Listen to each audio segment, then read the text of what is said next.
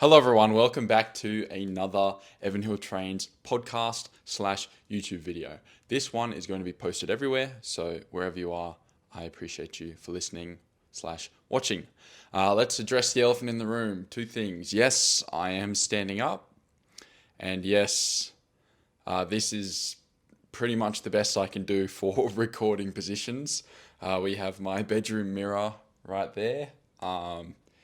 And just a blank background behind me. So I hope I can make this engaging using my voice and my body because nothing else will be. Of course, excluding the content. The content will be great. This sort of thing's a big deal for me, and I'm going to do my best to start doing this consistently once a week again, putting out a podcast and YouTube video on whatever topic you guys want, but today is going to be one I want. So I have had this rant multiple times in the last couple of weeks, and it's about bodybuilding's negative effects on the fitness industry. Now, this will be relevant mostly for golden era bodybuilding. There was a lot of silver era bodybuilding that was actually good training because they had it figured out and they weren't using steroids yet. Golden era bodybuilders were blasting. This was literally the birth of mass monsters, and they were on ungodly amounts of chemicals. So you just cannot you have to take everything they say with like a desert worth of salt, not just a pinch or a grain. So I'm going to be talking through the different areas of the fitness industry and the different parts of bodybuilding that are particularly cancerous to the fitness community, whether that's beginners, intermediates, novices, advanced, elite people, athletes, casual lifters, literally anybody, I would say, in the fitness industry has been negatively affected one way or another with bodybuilding. So let's get into it. The best place for us to start is to talk about the aspects of bodybuilding which are negative for others. So the big one is going to be steroids, of course. I have to mention steroids. They are horrendously damaging. So not just because of their obvious physical effects on the human body, but also because of the perceptions that external people will have of a certain person and what's achievable and not achievable, and also because they give a horrendous authority bias to people who do not know how to train. So steroids are, as I like to say, they're not a 1 + 1 = 2, they are a 1 + 1 = 11. So they not only amplify your gains in muscle and strength and size, they like nuke it. They send it into the stratosphere. Of course, it's dose dependent, but the levels of gains you can make with a good response to steroids and a solid actual cycle with fairly, even moderate to high doses, they just blow everything out of the water and they make your training not matter at all. So people can do horrendous training, still make gains, and then spread their training being good when it is not. So that's probably the biggest one. Point one, steroids allow you to train however you want and still make gains. So you're going to see how this can connect to all the other areas for the gym goer, for the athlete. Gives this perception that you can do whatever and get hypertrophy.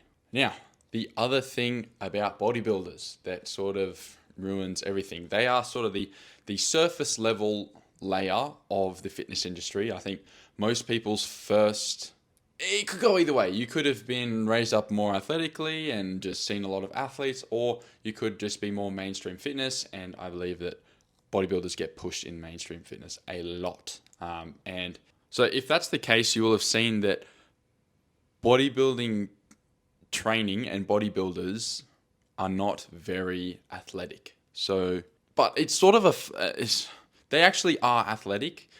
It's a tough spot. Like they have a lot of the peripheral things. They have the muscle, they have the sorry, that's not peripheral, but they have so many of these huge prerequisites that literally determine if you're good or bad at being an athlete. But because they don't do a few also very critical things, they cannot move at all. And then it just shifts the narrative all the way to an extreme that training like a bodybuilder isn't functional, when pretty much everyone needs to train like a bodybuilder and then do a handful of other things on top of that to actually get the outcome that they want. So that's point 2. Like, you do not need to be super, I can't train like a bodybuilder, it's not going to get me what I want for athletic development, because it actually is. Like, you want to train stable, you want to train simply, and you want to just focus on progressive overload over time, and then you do your training and you do some jumping, you do some sprinting. It is actually that simple. There's just a bit of nuance in the programming and that side of things, but as a whole, those are the main areas you want to focus on. So those are the 2 main things. Is like, their training is, the steroids mean that they train shit and still make great gains, which makes people think that they can train a certain way and still make gains, but for a natural, it doesn't work that way. So for an athlete, what damage has been done by bodybuilding to athletic development in the long term? So a lot of it comes down to splits and actual training prescription. So common bodybuilding splits are extremely volume heavy and have a lot of redundancy and really low frequency.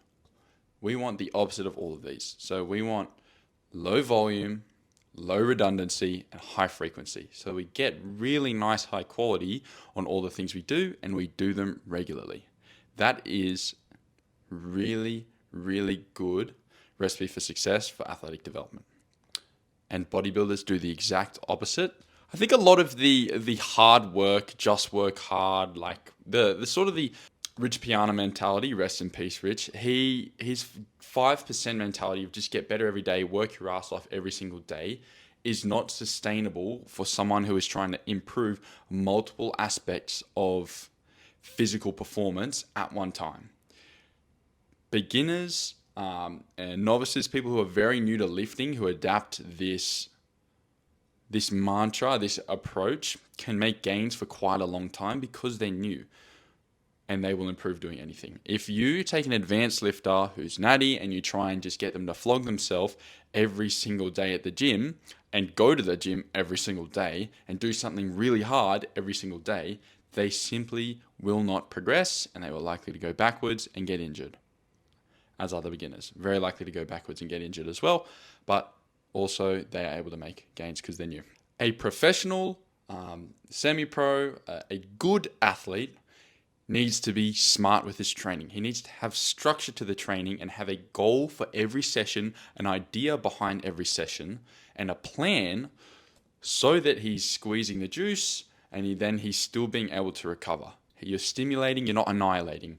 This 5% approach is annihilation, while a smart structured approach is stimulation and then scaling over time to just keep getting better and better and better, staying healthy and improving performance. So that's another big one there, is the just grind set. You just smash yourself every single day. It cannot work forever. And it can only work for a very, very, very small proportion of the world's population. One thing that bodybuilders actually do well is they do their cardio. I think a lot of, especially contact athletes, I myself am guilty of this as well, get focused on being very strong, building muscle, building mass as well. It's hard to build a lot of muscle, but not hard to build a lot of mass very quickly, and can potentially forget about their cardio. Now, it is possible to make great cardio gains while doing super light intensity, as long as you are building duration over time.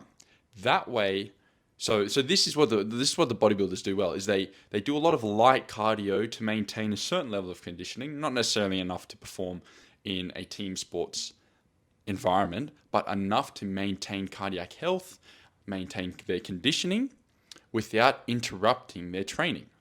So some may be better at it than others, but the common one we see is like just incline walking, bikes, ellipticals, all of these more concentric focused activities that don't have landing phases and are much easier to recover from, especially when done at that light intensity. So if there's one thing that athletes could actually take from bodybuilders, it's really respect the cardio, keep it light if you want more of a strength focus, And when you're going in season, you do have to train hard. You need those. You need that.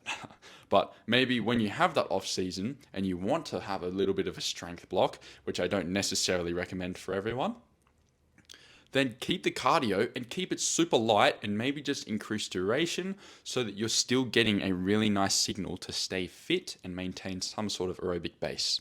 The one thing the bodybuilders did well. Now let's talk about our everyday person who wants to keep fit and take care of their health. Now, the common one we hear is, I don't want to lift hard, I don't want to lift heavy because it's going to make my muscles bulky and I'm going to look like a bodybuilder.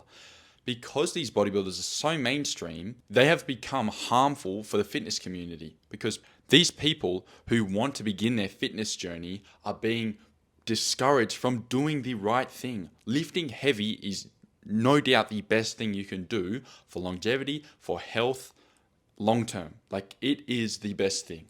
We have good research to show that. Intensity is the biggest predictor of health when you get older. Literally nothing else beats it. Nothing else predicts health as well as intensity. So if you can lift really hard, you are doing yourself so many favors. And as long as you're getting help to do it properly, there is very little risk. So let's bring it back. The bodybuilders, they're so normalized as these huge mass monsters, training hard, all of this, that now this seems like a normal because people don't see what a natural physique looks like as much. The average person who is trying to get a little bit fitter and be mindful of their health doesn't see what a normal workout should look like because it doesn't get pushed in media. Now, is this necessarily the bodybuilder's fault? Not really. But the point is, classic bodybuilder style of training with a little bit of tweaking is considered as risky, or it's going to be bad for someone. They're going to get too bulky and unfunctional. You want to lift like a bodybuilder as a normal person, as an athlete, with little tweaks. And that literally gets you 80% of the way to whatever your goals are. Now, for the average gym goer, the recreational lifter, or if you are Coach Mundy, the casual lifter, the worst impacted area is going to be recreational and casual lifters. So gym bros who are in the gym trying to get jacked and look like the bodybuilders. Can you imagine how affected these people are? Maybe you yourself have been influenced largely by bodybuilders when you were younger, and over time, with trial and error, you figured out what training works best for you, which is hopefully something different. These people model their whole lifestyles off of people who are on steroids, which is leaving out the biggest boulder for their results, for their success, for whatever it is this natural is likely chasing. So for the natural, if they want to look really good, they're like, oh, I have to do super high volume, drop sets, intensifiers, go in the gym 6 days a week. This is wrong on so many levels. So it's not sustainable. You're likely going to burn out. Injury risk goes up, potentially. If you're on your 1 times frequency, you probably won't. It definitely could, probably won't. Definitely could, probably won't. Anyways, it is just wrong on so many levels. I don't even know where to start. So for the average lifter, really simply, you should be doing full body 3 times a week. That is a great split. It gives you the most first sets per week you can have. You want first sets so that you can drive motor recruitment, because your biggest limiting factor as you progress is motor unit recruitment. You simply max out the motor units that you have access to, right? So getting more first sets, improving your ability to recruit them, is your biggest priority long term. High volume, low weight, high reps is the opposite of what you want to be doing to drive motor unit recruitment. And this is what most enhanced bodybuilders were doing. So it's just not what the average lifter should be doing. You may be saying, Evan, haven't you forgotten something? You haven't talked about any nutrition. Well, thank you for reminding me. I'm just about to touch on it now. Bodybuilders, criminal repeat offenders of more protein equals more muscle. we have really good regressions, really good meta-analysis that shows there is very little benefit to going above, what is it for Australians? I know it in grams per pound, grams per kilogram, 1.6, and a maximum, unless you are a severe outlier, of 2 grams per kilogram. So for me, I'm 85 kilos. That means I need 170 grams of protein a day, and I am guaranteed to be meeting my protein requirements unless I have some extreme outlier genetics, which I know I do not because I'm 85 kilos. So this is the big thing, is people just, it's swinging back the other way now because social media is caught on. Everyone loves carbs now, but for a brief time, protein was the huge thing. And the carbs repopularization is largely the science-based community, the people who are a bit more in the know. Mainstream media, mainstream fitness culture is still big on the protein. And you need so very little of it. It is just not important for you, okay? You need a certain amount of protein, probably that 1.6 grams per kilogram number, and literally fill the rest in with carbs and about 20% of your daily caloric intake with fats. Why is this such a big deal? Like, why not just eat more protein, Evan? More protein, more muscle. Well, first of all, protein harder to digest for someone who's potentially doing hybrid pursuits. You don't want a ton of heavy stuff in your gut when you're trying to fill up more carbs. So why force more protein than you need when carbs are a huge priority for you? So like I said, hybrid pursuits, they need a good balance, okay? They need that protein and then fill the rest in with carbs, have a shit ton of carbs so that they can get the fuel in. They need to be meeting these energy requirements, otherwise things can turn bad really quickly, right? So that's the hybrid pursuits. Like, it's just carbs in that sense are more important. For the recreational lifter, it's balance. You should be prioritizing carbs at certain times of the day and then protein at other times of the day. You get your carbs in pre-workout in the morning, hopefully, if you're efficient and you like a morning workout. And then for the rest of the day, you can be balanced and you just have some carbs and some protein with each meal and make sure you get to that, let's say that 170 number if you're like me. And you have, boom, you've ticked it off. Now you start worrying about micronutrients. But for the hybrid, they will do their gym session in the morning and they've got to start hoovering carbs so that they can run and train in the afternoon. And then when they get home from another training, it's hoover more carbs. For an athlete who's trying to do all of that, meet their nutritional needs while overeating protein, which is a more satiating macro, it can really make them feel like they're fighting a losing battle when they just don't know exactly what they need to be doing. So for the average lifter, for your recreational lifter, it's about balance. Like it's harder to mess up and it's easier to do well. But for the hybrid, they need to get the nutrition right so that it makes their life easier. They don't feel like they're shit all the time because their carbs are low. Now, for the average person, you're just trying to stay fit. Why are you even worried about protein? That's the difference here, is they've made it out that you're losing a shit ton of gains if you're not hitting this huge mark, like sometimes like some ridiculous numbers, like 5 grams per pound of body weight. You don't have space for nutrients outside of that. It is like some ridiculous numbers that come from these bodybuilders, and an unfortunate average person comes across this on their fitness journey when they're trying to take care of themselves, and all of a sudden they've put themselves in this losing battle and they feel like it's too hard for them, when in reality, the diet side of things, they should just be worried, more concerned with eating a sensible amount of food a day and maintaining a healthy body weight. They are going to get so much benefit just out of training if they've been sedentary or under guidelines for most of their life, that diet should be second on their list. It should be second on their list, and it should be very surface level stuff. Less fats, more carbs, more protein. They're 95% of the way there. Whereas for the recreational lifter, they want to maximize their gains and they do okay. Let's make sure we're hitting our macros here. For the hybrid person, we really need to just get enough protein so we've got tons of space for carbs. And then we bring it all the way back to the person who's just starting on their fitness journey or wants to take care of their health. Get your training right. Let's lower the fats depending on the person so that you're maintaining a healthy body weight. Let's remove processed foods. All of that sort of stuff, let's remove some processed foods, is so much more important than hitting a arbitrary protein goal that we know is not necessary. So it's just like this protein focus.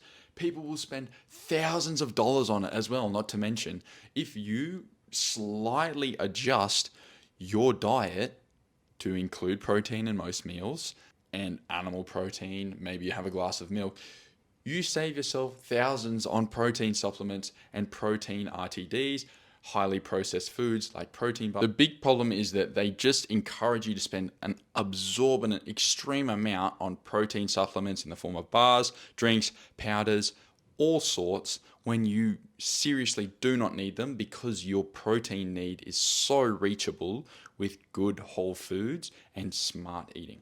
The other thing that I think is funny, and I'll finish here, is bodybuilders are so concerned with making their lifestyle seem super hard with the dieting and that side of things, when it's this constant struggle of making it seem like you have to struggle in lifestyle to succeed, when so much of it is about your pharmaceuticals. It's so much of it is about having a good reaction to the steroids, and then, like you say, the bulking and cutting is really just horrible. Like we know that you don't need to bulk to gain more muscle.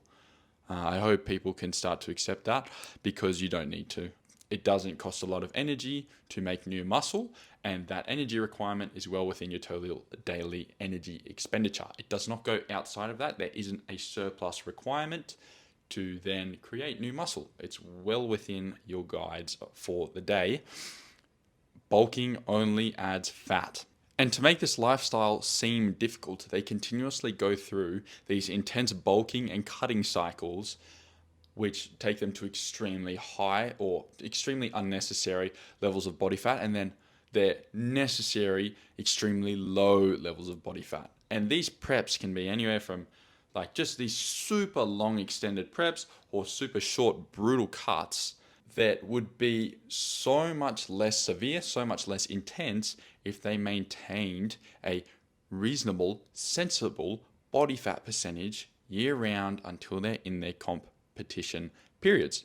But they think they need to build exorbitant amounts of fat, and this can then transfer over to the common, like this is very common for casual lifters to go through the same bulking and cutting cycle when they don't need to. Their life becomes so much more easy when they just sit at a comfortable body fat percentage that they feel happy at.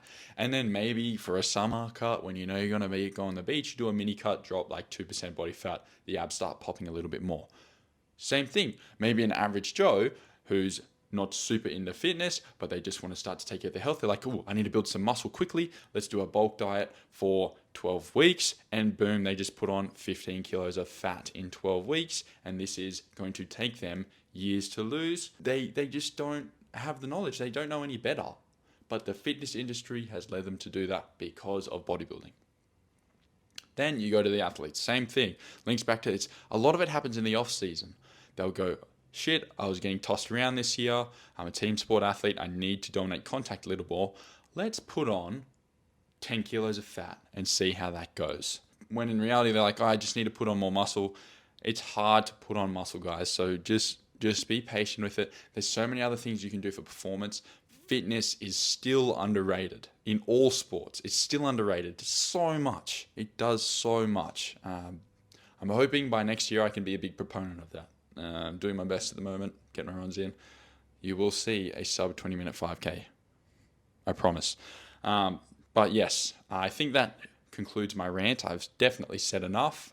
Hopefully I haven't ruffled any feathers, as I just want to shed a light on why bodybuilding and its principles, beliefs are harmful for the average person, a casual gym goer, and for hybrid or team sport athletes, okay? Bodybuilding mantras, beliefs, and principles are not beneficial. You need your own structured approach, which has a plan and a long-term progression built in, and is smart. Okay, so that's what you need. Train smart. But yes, thank you for listening. Thank you for watching if you're on YouTube.